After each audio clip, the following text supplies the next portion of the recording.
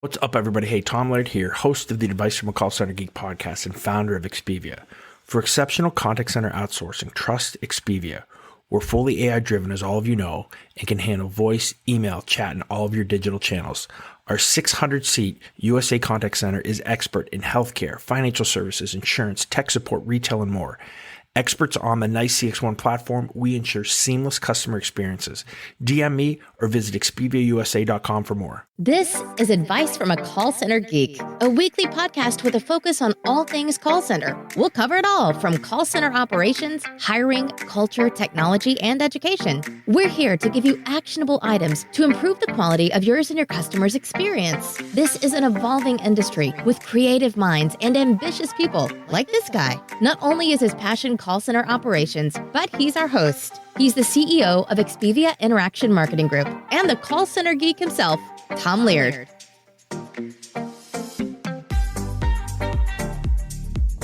Hi, everybody. Welcome back to another episode of Advice from a Call Center Geek, the call center and contact center podcast, where we try to give you some actionable items that you can take back to your call center, improve your quality, improve your overall agent performance. And I guess the whole reason that we're here and that you're listening is to improve the customer experience. Merry day after Christmas. I hope Santa treated all you guys really well. It's crazy. My wife is in charge. Now I come in at the end, which kind of ticks her off. So I come in and swoop in and get the kids some big presents here at the end that she's not expecting. But she did an amazing job with the kids, and I probably actually spoiled them this year a little bit, which I'm not sure if that's good or not. Kind of set a high bar. But I don't know if you've heard of this, and I'm not plugging this at all, but I never heard of it. It's called Osmo, and it hooks onto the iPad. So my kids, it's like a kind of a virtual reality game that they can play. They can draw on this pad that shows up on the iPad. So they have this little board that they draw, and it's pretty cool. So it's learning games and it's fun games, and I was playing with that probably more than they were. So it's crazy, I guess, the tech and kind of where that stuff's going. But anyway, a couple things I wanted to talk about. If any of you follow me on LinkedIn, I just had a rant or a big post that I really want as for my 2020 New Year's resolution to all of you. My goal for the year is to really create a community of like-minded call center colleagues. So many of you have so much information and so much knowledge that even goes beyond what I could say. So many of you ask such really good questions to me that this stuff needs to come out. So some of you are nervous about posting things. You don't like video. You don't like the way you look. It's time to get over all that. We have tried now, and I'm kind of going to bring it back. So obviously we have the Advice from a Call Center Geek Facebook page, but there is Advice from a Call Center Geek Facebook community. And there's only like 10 of you that are in there, right? So I'm not going to lie and say that this is a huge, big thing, because it's not.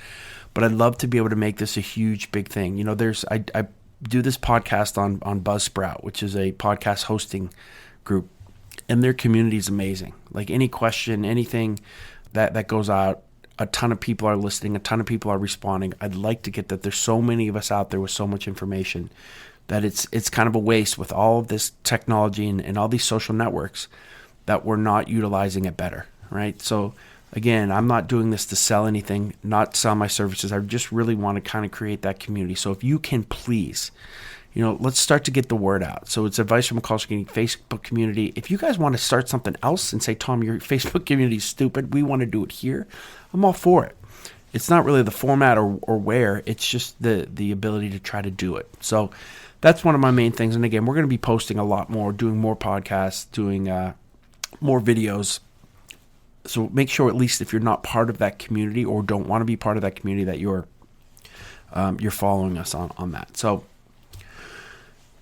what I wanted to discuss today, and I was thinking about it over the Christmas holiday of what I wanted to talk about today. I had a couple thoughts and ideas, but I think that this one came into focus a little bit quicker than the others. Is 5 ways to engage your employees and engage your middle management. Now, I hate, right? So let me just go back here. I always said when we were doing the podcast, right? I always say actionable items to take back to your call center, right? Because I hate, when you do you open up a blog post from somebody and it's like 5 ways to reinvent your call center, and number 1 is make sure you're monitoring your agents, right? Set up a QA format, platform. Like, okay, I know all this. Like that's like you're just basically kind of clickbaiting me into this. So I really wanted to think of some things that we're doing here and some of the things that we're not doing here.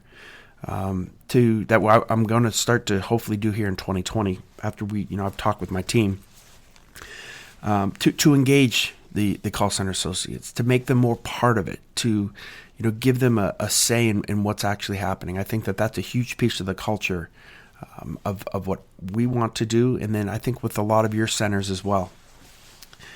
So let's start into this. So number one, and I think we have done this, and this is one of the best ways to engage, is to create a call center leadership group, right? So, depending on the size of your center, and again, this wouldn't be if you were a giant BPO, this would be, your specific site, because that's kind of the people you're dealing with. So let's just say, if you have a 300 to 500 seat site, maybe you have a board of 6 to 7, 5 to 7 reps. That's about what we have. You can do things like you can have people vote. You can have a representative from each, couple groups of teams. Maybe if you're a smaller center, each team gets one kind of representative on it. You can also do it by seniority, depending on what type of center you have. But, in this leadership group, you can talk about a lot of things that are happening in the call center. They feel like their voice is being heard. I think it's an important thing, especially don't just give that to a lower type supervisor, one of your head supervisor. This needs to come from an upper management person who's really in that with that group. So these guys really feel engaged to talk about either issues that are going on in the call center or things that they really like. Everything from, hey, we want a new vending machine to, hey, this policy is really causing some headaches. You might want to look at this. We have some examples of how it could be better. So that's a big piece, especially if you are a non-union call center. It's important to make sure that those guys, their word is being heard. All right, the second way to engage, and I did a post again of this on LinkedIn this morning, and this is something I think is really important. The number one use of your technology from a telephony standpoint, right? So that's, really using the platform, is your supervisors and your supervision and your middle management. Now you might have a mission control or a quality area that's looking at this stuff too, but every single day, day in and day out, it's the supervisors and your middle management who are utilizing the technology. So they develop, in their own way of experimenting, really cool ways to utilize it, things that you don't even know about. So I love getting all the supervisors together, whether it's, once a month, once every 2 months, and kind of having a tech summit or a use case summit to where, we just talk about, hey guys, let's just open this up. How do you guys, use this? What are some of the reports that you really like? Is anybody, utilizing this workforce management tool? And you'll have like 2 people, and that's probably my fault for poor training, that are like, oh my gosh, I don't know how to do that.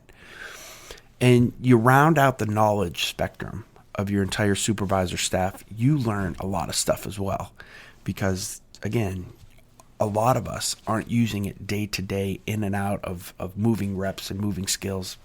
So it's important that, you kind of utilize that. And also, again, you're engaging your middle management, right? You're giving them a say, and it's awesome when they can actually teach you things. And it's not just you kind of dictating to them that you know everything. So a really cool thing there too. I think, utilizing your supervisors from that standpoint really helps. I would say for the third, and this kind of ham and eggs, I guess, with that leadership group, but depending on the size of your center, to create some call center committees, right? So you can do things that, maybe you don't have reps that can be part of that leadership group, but maybe you have a committee that's, about games in your call center. You have a policy group. You have we talked about that leadership group. You have an equipment committee, right? Because I'll tell you what, all of you guys know it. The number one mistake you can make is if you buy a new headset or you buy new chairs for everybody and you don't get the reps buy-in, and they hate them because we've all been there with that. So making sure that you get their buy-in, and there should be a group of those guys that you can go to and be like, hey, we want to try this headset. It's a little cheaper, or this is a little bit more expensive, but we're gonna have to do this to get it. If you can create some of those committees, that's pretty cool too, right? Even like like the not the Seinfeld, but the Office, they had the party committee, right? So If you have any of that kind of stuff, again, that's a really cool way to engage employees and engage middle management into, again, getting their voice heard, which I think is, obviously it's really important. You can also have, which goes to our fourth one, a social media committee, right? I would make sure, and this is a really cool thing that we have done, is dedicate one of your social media assets to your employee engagement. So for us, our Expivia Facebook page has nothing to do with quote unquote selling or commercials or anything like that. All it is there for is to engage the reps and the workers, right, into really cool things like all the pictures, any motivations, all that really cool stuff goes on our Facebook page. For example, if any of you have been following us the past couple of days, you know that we did a company-wide water pong, because you can't do beer pong. That would be a little inappropriate. We did a water pong tournament. And for the championship, each winner, the winning team, got $150 each plus a day off, a vacation day. Second place just got a vacation day. So we live streamed it throughout the whole company on Facebook. So we did Facebook Live. And was there a ton of people that were watching it? No, but it's still pretty cool, right? It's pretty cool that we said, hey, we're coming live now from Expivia for the championship match of our water pong tournament. And there was like 5 or 6 people that actually was watching that, outside of the people that we were live streaming on the TVs for those reps that couldn't get off the phones. So again, dedicate some type of social media asset, whether that's Instagram, whether that's Facebook, directly to your agent. Let them have some say in what happens on there, making sure that your policies are followed, but still, that's a really cool way to engage and get them to do some things that you'd be surprised about. The other quick example is, and I've talked about this before, is we've done on Facebook, like, hey guys, if I can get 100 reps or 100 employees to say something nice about a fellow employee or something that they like about Expivia, we'll do a lunch. And every single time we get it, it's really cool engagement. It's really cool content that I can use. And, it shows other clients kind of where we're coming from as well. So again, really cool way to engage and to create some positive culture. And then the last one I have here is number 5. And I think that this is very helpful, is to rotate your reps through different processes in your company. Now, we don't do it anymore, but we need to get back to it. Before, we would have all of our management trainees, take a week or 2 in a different department. So they'd work in client services, they'd work in IT, they would work in our QA and do the monitoring. They'd find out about all the different kind of facets of the company and how their piece of the pie correlates to all those guys.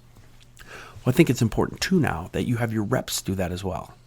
So we try to have at least one rep at a time, in each of these departments. So especially, the QA department, right? So that they're monitoring some of the other reps. Now, I'm not saying that they're scoring them, their scores are being held, but to have the reps start to understand and get the word out of what these guys are looking for, that they're not out to get them, right? That they're just following this kind of checklist of quality to make sure that we're hitting specific things. Because a lot of times you have that rivalry or that, I don't want to say hatred, right? But where QA is out to get me, right? They're always on my line. They're always listening to me. Well, now, with this, we can kind of quell some of those rumors and make sure that they're not true. And to go along with this, I love doing supervisor for a day. So you have a motivation, and whoever wins the motivation, maybe they get to supervise with the supervisor, right? So they become, quote unquote, the supervisor for the day and go through the whole thing that the supervisor does, from the morning meeting to, all their QA checks to, sitting in some of the QA actually sessions, to give them kind of a really good feel of what that happens. And especially if that's a rep that won some type of quality game, it's probably somebody that you're looking for maybe to be a middle management person. Join that management trainee program. So I think that's kind of a way to kind of not only engage them, but kind of get a pre-feel if they're the right person for some of those jobs that may be coming up in the future. So that's my 5 ways that you can, look in 2020 here to engage your employees, engage your middle management, look for, some ways to make their voice heard. And through all that weaves into culture, right? And when your culture is positive, then you have lower turnover, you have higher quality. And again, while we're here, the customer experience gets better. So that's what I got for you guys today. I know this is a little bit quicker. I think I'm looking here, we're about at 14 minutes. Just as a final word, again, please look to join this community. I want to see as many of you guys as we possibly can posting as much content as possible, right? We live in a social media age. We got to start using this stuff. Let's help one another to create a really cool contact center and call center and customer service community where all of our knowledge can be out. Now, some of you hate video. You think you don't look great in video, right? But then you can write, right? So if you don't like video, then you can write. If you don't like to write, then you can post a quick recording of your voice, like a 30-second or 2-minute podcast, right? Post that. Draw a picture. I don't care what content you use, as long as you think it's can be helpful to the community, and start to grow your own personal brand too. I'd love to see that stuff as well. So again, our Facebook page is the Advice from a Call Center Geek community, not just the Facebook page. So look at that. And then again, I'm just going to throw it out. Make sure that you're following all of our other social media assets, from LinkedIn to Twitter to Instagram. We're pretty much everywhere. We're posting content all day long through some of the people I have here, through myself, whether that's just quotes or videos. We're doing a daily call center tip of the day. Oh, that's the other thing I'm getting yelled at now here. I'm getting the evil eye because I didn't pub this. We just started our own YouTube page. Or YouTube channel, YouTube channel. It's Advice from a Call Center Geek. There's only like 5 or 6 videos up there now, but every single day we're posting a daily tip on there, call center operations tip, and then we're going to take every single podcast we have, subtitle it, and throw it onto there as well, so that you'll be able to not only listen to them, but kind of read them as they go. So make sure that you're following and subscribing to that as well. All right, I'm done. Hope you had a great Christmas. Hope this was good for you guys. You learned something from it. Love to see you on the community, and I'll talk to you guys next week.